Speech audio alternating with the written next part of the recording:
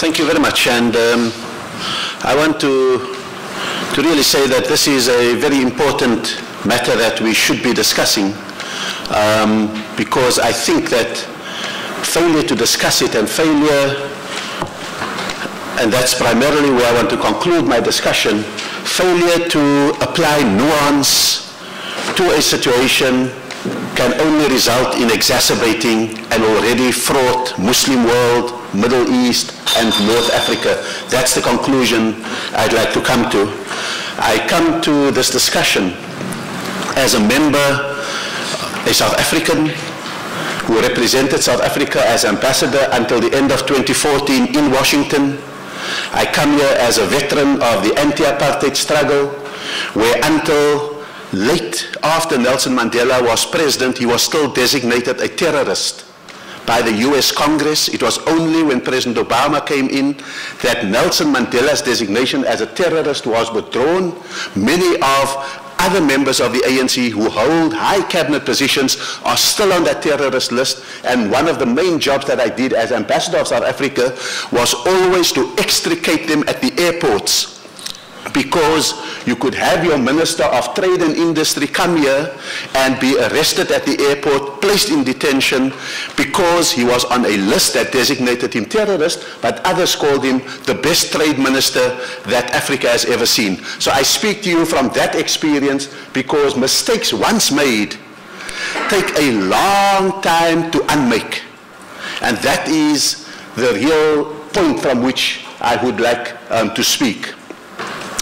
I think, speaking about mistakes, that I want to isolate 4 definite mistakes committed by the United States of America in relationship to Egypt, and one impending mistake that is under discussion here today.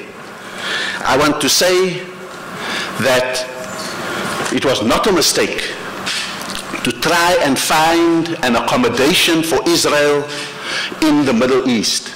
I think history moves, history freezes, and as Agathon, the Greek dramatist, once said, not even God can change the past. So there are facts of life that we all have to come to terms with, and certainly I believe that that is a very important moment that we've got to capture.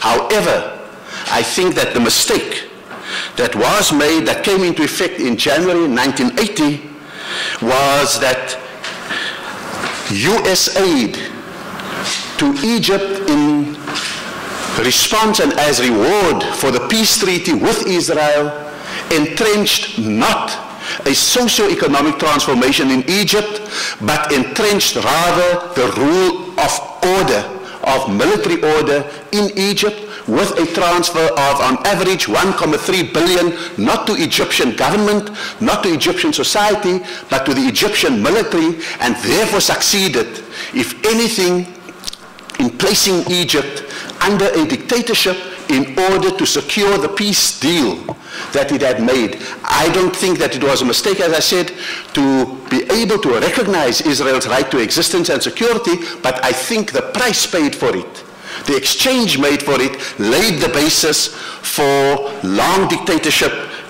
in Egypt. And so that was what I would call the original sin, that entrenched dictatorship in Egypt. Mistake number 2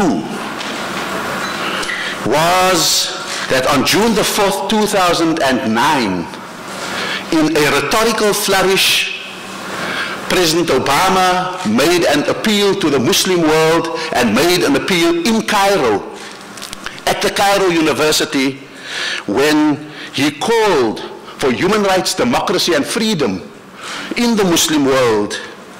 His speech was entitled A New Beginning. And Robert Gibbs, his spokesperson at that time, said that they were addressing this fundamental issue in Egypt because Egypt was the heart of the Arab world and a major recipient of US military aid, economic and military aid. Ahead of the speech, the deputy leader of the Muslim Brotherhood, Muhammad Habib, said the speech would be quote, useless unless it is preceded by real change in the policies of the foreign policy of the US administration towards the Arab and Muslim world, unquote. It proved to have been prescient words at that moment, not just a rejectionist. The key words of the speech made by President Obama, which invited the Arab Spring, and that the Arab Spring would aspire to, were the following, quote, I do have an unyielding belief that all people yearn for certain things, the ability to speak your mind and have a say in how you are governed, confidence in the rule of law and the equal administration of justice, government that is transparent and doesn't steal from the people, the freedom to live as you choose, and so forth, unquote. The crucial line President Obama spoke was, and I quote again, these are not just American ideas, they are human rights, and that is why we will support them everywhere, unquote. I think that was one of the most liberating moments when Muslims were allowed to aspire to a world free of dictatorship, a world of democracy based on human rights and the application of the rule of law. And so I think mistake number 3 was to say something for which you did not gear American society, American policy, and American administration for its implications, to call out something that you effectively had no control over. And that led to mistake number 3 in the US relationship with the Muslim world, allowing the coup. So far, definitely by omission. History will prove whether it was also by commission, allowing a coup and not being able to call it that. In September 2013, as Ambassador of South Africa, I sat in New York in the United Nations General Assembly and listened to President Obama, president of an often fractious, sometimes dysfunctional US political system, just having experienced a shutdown that did not pass a budget for a couple of years, was $16 trillion overdrawn, and he stood up and he said, and elected just the year before by a 51% majority. And he stood up and said in the UN General Assembly, Mohamed Morsi was democratically elected, but proved unwilling or unable to govern in a way that was fully inclusive, unquote. And with that sentence, he justified an entire coup that removed the first democratically elected government that Egypt has ever had and returned a dictator, a military dictator, albeit out of uniform. And so, in essence, he justified the coup, turned his back on the Cairo call, and returned to the politics of order rather than the politics of democracy in the Middle East. Most importantly, at that moment, the United States did not trust its own values to breathe the foundation of remaking and transforming not only the Middle East, but the Muslim world as a whole. And this was simply following the template that had been established in 1953 with the overthrow of Mossadegh, 1960 Lumumba in Congo. I can go on with Aristide, Allende, and everyone else. Mistake number 4, silence and reward in the face of atrocities. A few days ago, 558 parliamentarians of the European Union passed a vote that was largely recommendational rather than executionable. A vote in the European Parliament that recommended the suspension of military aid and economic assistance to Egypt after the abduction, torture, and murder of an Italian student who had gone there to observe the 5th anniversary of the Arab Spring of Tahrir Square. The statement went on and said, this was not an isolated incident, but part of an increase in the unlawful activities in Egypt. In support of this, they cited thousands of prisons of conscience in Egyptian jails, travel bans on human rights advocates, crackdowns on civil society, deteriorating media and press freedom, mass death sentences that were announced, and torture as a routine way of extracting information from Egyptians. Yet at the same time, The US was busy restoring aid, selling F-16s and everything like that to General Sisi. And this was pre-planned when John Kerry in 2015 said in Sharm el-Sheikh, he said to the Egyptian government, and I quote, "I promise you directly from President Obama and from this administration the full commitment of the US in this journey towards security, shared prosperity and peace that the Egyptian people both desire and deserve." The words democracy, human rights, freedom, rule of law was no longer part of the US lexicon. It was back to the stability, it was back to peace and so forth. And so that leads me to what I believe is the major mistake in the last few minutes that I want to say, and that is the mistake made when there is no nuance and no respect for complexity of what constitutes the Muslim world, and there is a dumbing down that translates into policy. I have characterized that the art of solving the problems of the Muslim world is contained in what I call a triangular conundrum. At the apex of this triangle are the restless, the forces wanting change, the masses who have suffered under dictatorships, monarchies, economic exclusion, and political exclusion, who want relief. At the base of this triangle, or on the one side, is the need to transform the unsustainable. Forms of government that exclude, forms of government that dictate. And on the other side of the base of that triangle are the undesirable. Those forces of extremism who wait for any gap that occurs in the battle between the unsustainable and the restless. And they have been the big winners of the return to dictatorship and the counter-revolutions that snuffed out the Arab Spring. And therefore, they have been the ones who have been able to say to the Muslim world, you have tried democracy, it is only acceptable to the West on the West's terms, and when the West does not like the outcomes, then they will snuff it out, and therefore we call you to speak, in the words of Ayman al-Zawahiri, to speak to the West in the only language they know, and that's the language of jihad. Not understood as ordinary Muslims understood jihad, the daily struggles we have with ourselves and the daily improvements that we want to make for ourselves, but understanding it only in the literal, narrow sense of war on those you disagree with.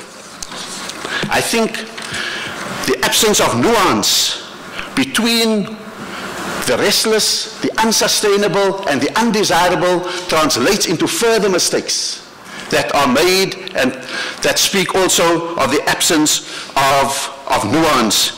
Islam has many fault lines, and you've got to understand these fault lines. You know, the strength of Islam is that it has no pope, because it has given us enormous variety, plurality, and multiplicity of identities and ways of reaching God. That has characterized the golden eras of Islamic history. In dangerous times, Islam's weakness is that it has no pope, because then anyone moves into any gap that is occasioned by a lack of coherence. And therefore, we need to understand, for example, the Shia-Sunni fault line, because we need to understand whether we are dealing with geopolitics in the region or whether we are dealing with a religious standoff. And so often geopolitics between Saudi Arabia and Iran manifest themselves as theological problems between Shia and Sunni, and the intellectually lazy seize on what they understand to be the Shia-Sunni standoff and make all kinds of assumptions and ignore some very fundamental issues. That the most virulent forms of extremism in the last few years have been not necessarily from Iran, not entirely free from it, but not massively from them, but have been born out of the fountainhead of the Sunni headquarters of Islam in the Middle East, and those are the ones we call our allies. Yeah. The second one is the fault line that I think has contributed to a climate in which counter-revolution could be made, and that is the Islamist secular fault line. I think the inability of Islamists to build inclusive governments with secularists, their fellow forces for change, have been the fundamental weakness that have allowed a return to dictatorship and so forth in the Middle East. The third fault line is the extremist moderate one. I think sometimes the kiss of death for good Muslims who want democracy, human rights and freedom is to call them your moderate poodles.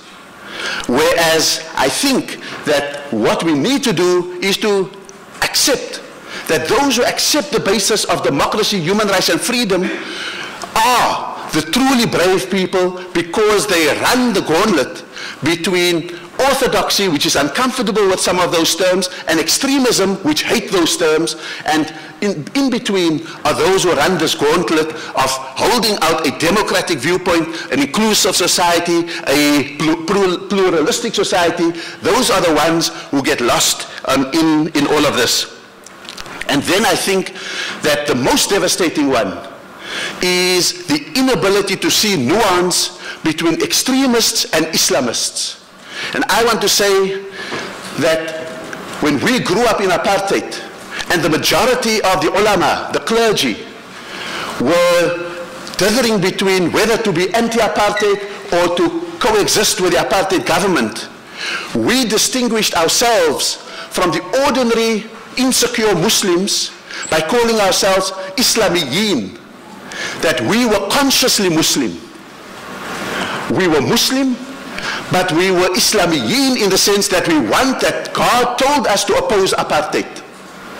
And so, unlike extremism, which is transnational in character, Islamism is national in character. It fights local, national battles against colonialism and for freedom and against dictatorship.